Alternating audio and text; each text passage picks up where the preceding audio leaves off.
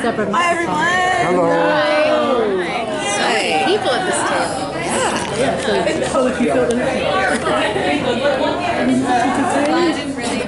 Okay, tell us everything. As much as you can tell us without giving away. Without telling you anything. Yeah, what can you tell us? You know you have your practice lines. Tell us with it. We won't tell us all. Well, season 2.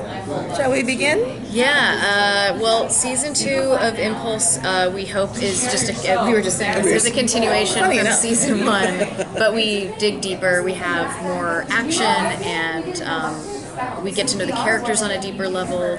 I think the stakes are raised a lot more. And so, yeah, it's a continuation of season 1. It's still tonally in the world that we had it. There's nothing wildly different. It's just that you really, hopefully, care about these characters and get to continue on their journey with them. They were talking about like it's much darker season. Can you tell us a bit about that? I don't know if it's darker than season 1. It's pretty dark. Season 1 is pretty dark. It's as dark.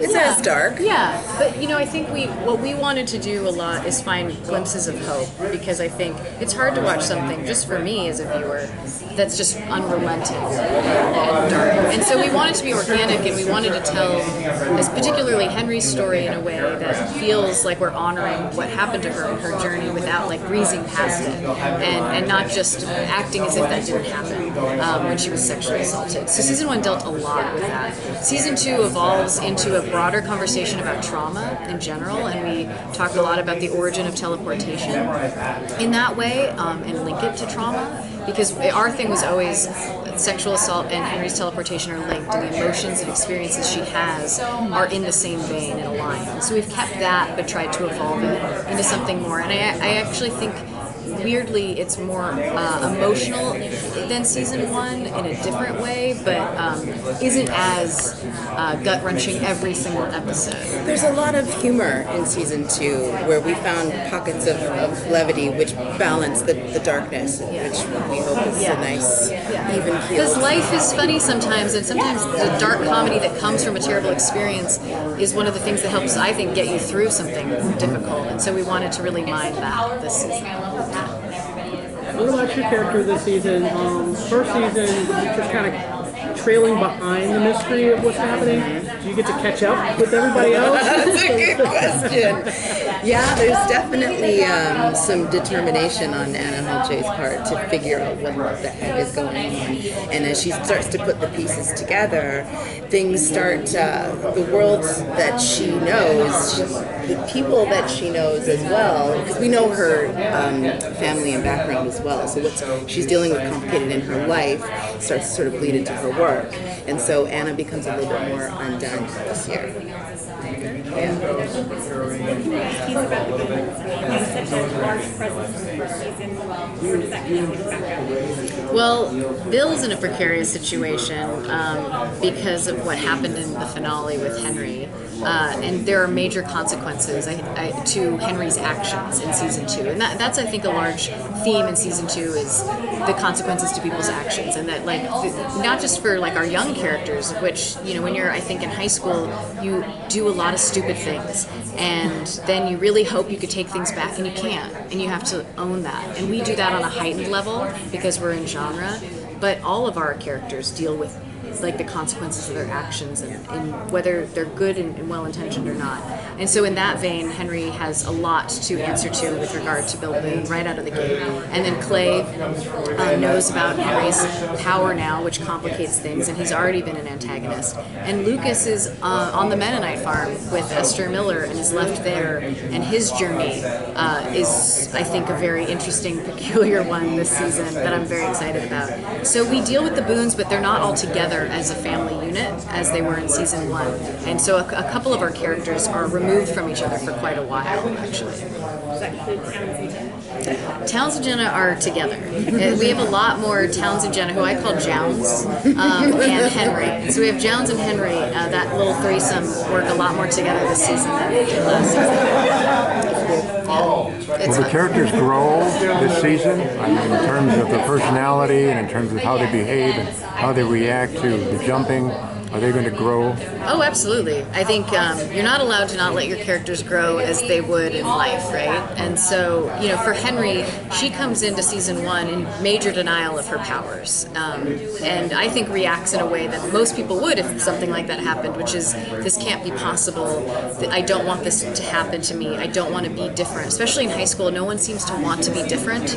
And so now in season 2, she's owned this fact, like whether it hurts her or not, she believes she can do this. And then it becomes a question of, well, what now? And like, what does this mean? And what am I? Who am I? So we really delve deeply into that, and as well as all of our characters, even those who don't teleport, are asking those questions of themselves routinely, and we put them in positions to be forced to ask those questions of themselves. A lot. Yeah, he's great. He's really great. He's been an amazing addition to our cast, and you will see a lot of him. Yeah. Though he's still a man of few words. He doesn't, he presents, he does a lot of crazy things to various people and everything, and it's going to be interesting, I promise you that. I love that character. Yeah. Well, I asked previously who's kind of our villains and how our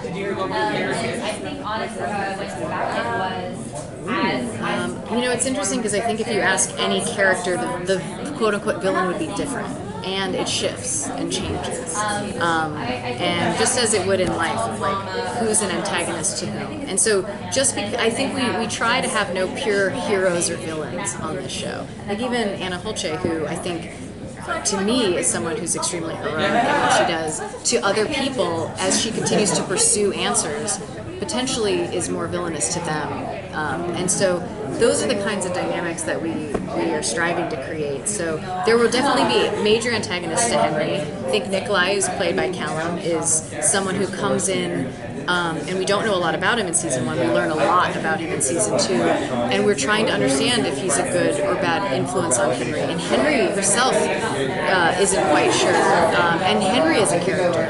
We're not sure if she's making good or bad choices, and so she's just complicated, as all our characters are. So it's not either hero or villain, I guess, in my mind, but there definitely is going to be a lot of stakes in it. It kind of seemed like season 1 might have been setting up Henry to be the villain because villains are the ones that are under trouble. They've been self-victimized and put apart out of the world, so forces them to make decisions people would see as bad and maybe detrimental to others. Yeah, I'm very conscious of what we're doing with trauma on our show and what we're saying about sexual assault survivors, and making sure that we're not saying that just because something terrible happened to you, then you take on those attributes and you become something darker. I think it's really important for us to express hope, and just like, especially with this young woman in this position, that she's trying to figure herself out, she's trying to find herself, and it's not easy. And so she'll make decisions, like as teenagers do, that are really bad. And there are consequences to it, as I've said, but that doesn't mean she's a bad person. It just means she's figuring herself out.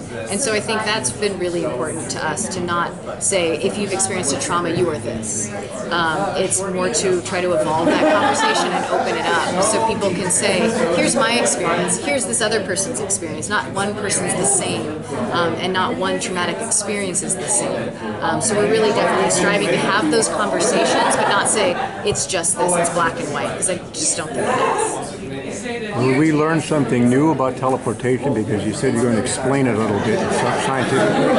Yeah, no, definitely. Yeah, we're going to give a lot more answers to the origin of it, and especially as it emotionally impacts our characters. Will that impact how you teleport and where you can teleport and how, all that? We start to dabble into that definitely a lot more. There's certainly more action and teleportation this season than last season, because Henry knows a little bit more about it herself, but we're always with Henry and her experiencing it still. Sounds good. Thank you. Yeah, thanks, man. Thank you.